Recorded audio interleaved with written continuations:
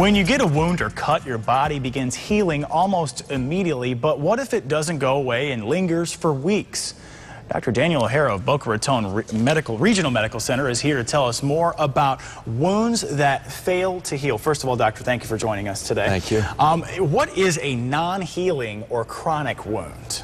A chronic wound is a wound that fails to heal after proper treatment and for a period of generally 1 month. If you don't see any improvement in 4 weeks, or it fails to completely heal in 8 weeks, we consider that a chronic wound. Okay, and let's talk about who is most at risk of suffering from a chronic wound. Well, there are certain medical conditions that predispose you to these types of wounds.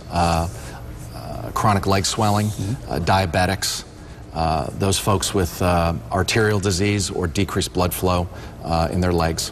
With a large elderly community here in this area, with nursing homes, hospitals, everything, is a chronic wound the same as a bed sore? Is that what that is? A bed sore or a pressure ulcer is considered a type of chronic wound, and yes, it's related to a prolonged pressure on a certain area. One of the other factors that's important is poor nutrition in many of those situations involving the elderly. Okay, very interesting. Our next question is, how are they treated?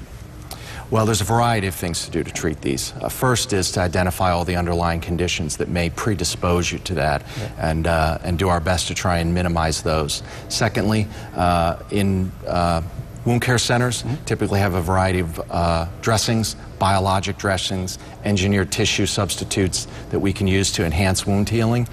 In addition to that, hyperbaric oxygen treatments in certain situations are also effective. That would be the special treatments that are available, the hyperbaric. Are there any other special treatments available for chronic wounds? Other things that we can do is provide compression wraps for people with chronic swelling, offloading of pressure sores, and also very important is offloading areas of pressure on diabetic foot ulcers. Okay.